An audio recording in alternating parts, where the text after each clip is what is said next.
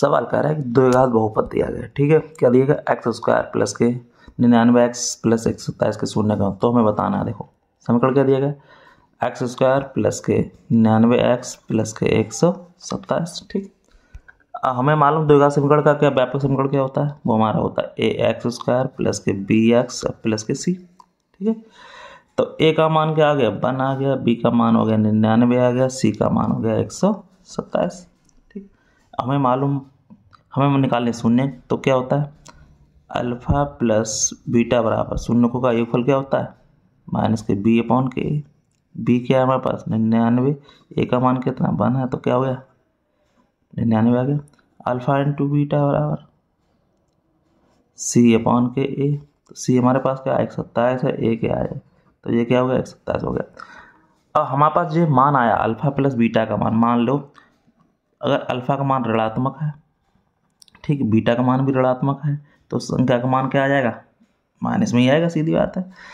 अगर गुणा करेंगे इसका माइनस गुणा माइनस, तो क्या आ जाएगा पॉजिटिव आ जाएगा। तो इसका मतलब ये समझ में आ गया कि दोनों हमारे चिन्ह कैसे होंगे, वो हमारे दोनों कैसे होंगे हमारे चिन्ह, वो दोनों चिन्ह हमारे ऋणात्मक होंगे। ये बी वाला ऑप्शन बिल्कुल सही होगा। इस तरह सब सवाल को लगा सकते हैं। कोई भी डाउट हो कमेंट बॉक्स में कमेंट करें, सीधी सिंपल है। अगर ऋणात्मक होंगे तो क्या होगा, जीव जोड़ने पे घटाना आएगा, घटाने का चिन्ह आएगा।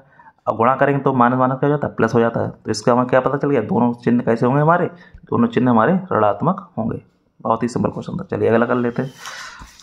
कह रहा है कि एक त्रिघात बहुपद दिया गया है, अगर एक शून्य जीरो दिया है तो दोनों शून्यकों का गुणनफल ज्ञात कीजिए। बहुत ही सिंपल क्वेश्चन। क्या दिया गया, ए एक्स क्यूब प्लस के बी एक्स स्क्वायर प्लस के सी एक्स प्लस के टी, और हमें मालूम इसमें तीनों क्या होता है अल्फा बीटा गामा, ठीक।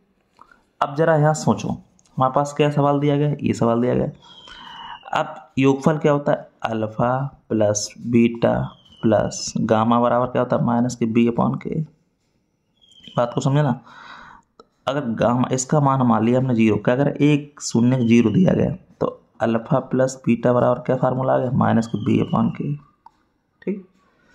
अब इसी तरह से हमें क्या निकालना है, दोनों शून्यकों का गुणनफल निकालना है।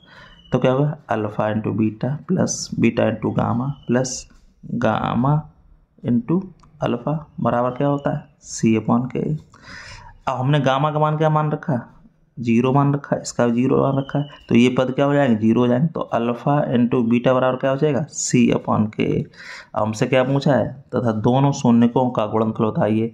अब हमें गुणनफल मालूम है क्या होता है सी अपॉन के ए ही होता है। तो हमारा ऑप्शन कौन सा हो गया हमारे पास, तो यही वाला बी वाला ऑप्शन इसका सही हो गया। कौन सा हो गया सी अपॉन के ए, क्योंकि गुणनफल में हमें बताया था सी अपॉन के ए आता है, इसमें भी हमारा क्या आ गया सी अपॉन के ए आ गया। तो इस तरह सवाल लगा सकते। कोई भी डाउट हो तो कमेंट बॉक्स में कमेंट करके पूछ सकते हैं दोबारा से, कोई भी डाउट हो।